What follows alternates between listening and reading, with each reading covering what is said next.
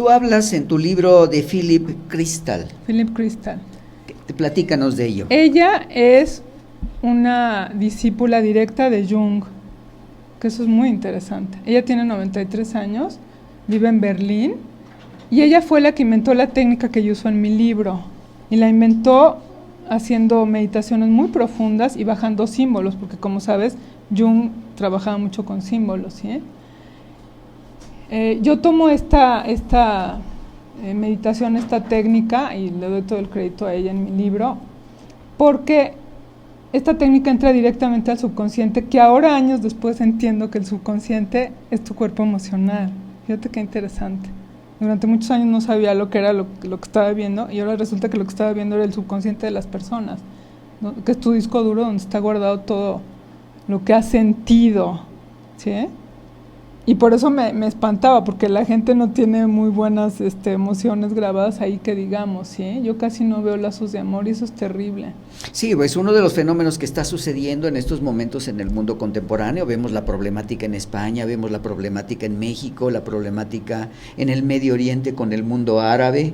Tú me has hecho algunos comentarios previos a esta entrevista que se te está haciendo a través del libro Rompiendo Lazos. Me parece esto muy interesante, porque en un capítulo tú mencionas de los desencarnados y hablas de llevarles la luz. ¿Qué es esto, Olga? Bueno, los desencarnados son los famosos fantasmas, los fantasmas chocarreros, como decimos en México, que se quedan atrapados en un lugar. Es el famoso purgatorio que nos enseña la religión católica, ¿sí?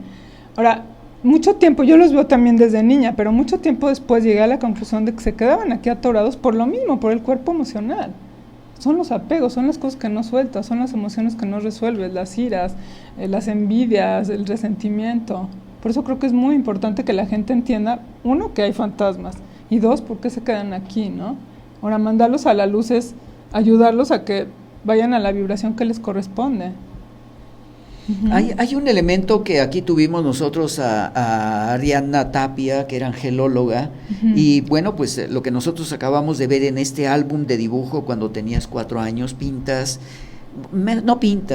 bueno, hay dos conceptos. Haces tus primeros dibujos celulares, o sea, a la edad de 4 años, y empiezas a presentar ya en triángulos los ángeles, y los diablos los haces en una forma como de puro, a lo largo del mismo cuerpo, los haces lo que se llama longilíneo. Pero me parece muy interesante que a la edad de 4 años tú ya hacías diferenciaciones entre lo que es lo bueno y lo malo, o sea, los ángeles y los diablos. Y estuvimos hace un momento comentando a través de estos trabajos que hizo Olga a la edad de 4 años. ¿Cómo es que llegas tú a plasmar esto? ¿Qué se hablaba en la casa con los adultos de estos términos? ¿O habíamos comentado que era una contradicción entre la intelectualidad de los personajes que asistían a tu casa, la función de tu abuela, que era una mujer muy adelantada para su época, era una mujer intelectual, y tú, niña de 4 años? Bueno, en mi casa realmente, como mi abuela no era muy de ir a la iglesia, no se hablaba mucho de estos temas, para nada. Porque en mi presentación en Barcelona, me acuerdo que cuando acabé de dar mi presentación, un hombre alzó la mano y me dijo, ¿cómo no vas a hablar tú de muertos si vienes del país que es México y donde veneran a la muerte? No es que los veas, es que estás influenciada por eso. Le dije, no, a ver, no confundamos, ¿sí? O sea, yo no creo haber estado influenciada por mi abuela no hablaba de estos temas. Yo creo que es lo que yo estaba viendo, definitivamente, ¿no? Y llegaba y le contaba a mi abuela, y mi abuela decía, sí, niña, sí, ajá, como que me tiraba loca, ¿sí? Pues era una mujer muy intelectual. Hablas de lo que tú veías, y parte de alguno de los temas es darle luz a aquellos que ya se fueron, los que se quedaron, decías en un término muy particular, los que se quedaron atrapados. ¿Qué es eso, Olga? Los que se quedaron, es que, a ver, en realidad creo que todos los humanos estamos atrapados en nuestras emociones. No creo que seamos libres, aún vivos, ¿sí? Ahora imagínate si tú mueres con unas cargas muy fuertes, como dije, de cosas que no has resuelto. Yo lo que veo es estos personajes que repiten y repiten lo mismo. Por ejemplo, si se suicidaron, yo los veo repitiendo el suicidio. Si estaban apegados a su casa, están metidos en su casa y no los pueden sacar. Y para mí eso es estar atrapado, es estar como en una cárcel, ¿sí? Cuando tienes, yo creo que la luz es gozo, es libertad, es paz. Uh-huh. Es a ir hacia un lugar donde vas a seguir progresando espiritualmente, vas a Así avanzar es. con una...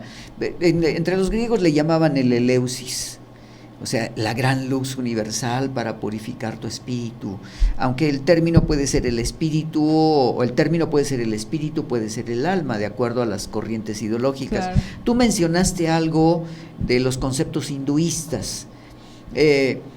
¿Cómo lo podríamos ubicar entre lo no cristiano, lo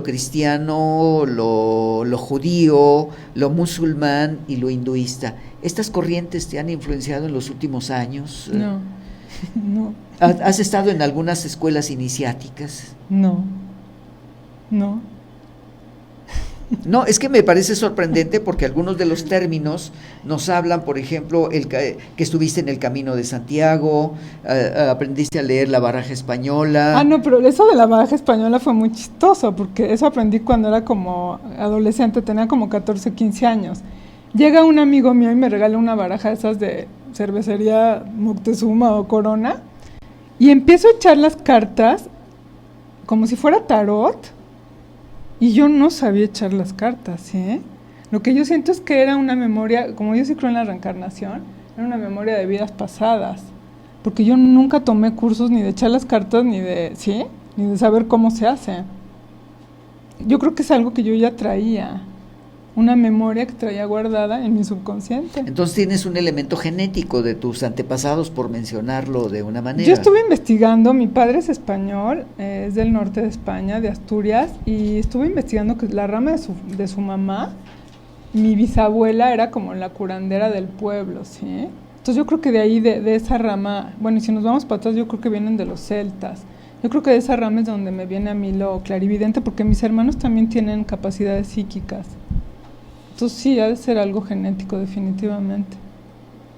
En uno de los documentos dice que a los 15 años ves un programa en la televisión acerca de Sai Baba y decides hablar con mi abuela para que me dejara ir a la India. ¿Qué pasó ahí? ¿No te dejó ir? No, por supuesto, me dijo, primero estudias una carrera y cuando termines te vas a donde quieras. Sí fui a la India, pero fui hasta los 30 años. Fui a ver a Sai Baba hasta que cumplí 30 años, ¿sí? Mi abuela no me dejó a los 15, pero ni de loca.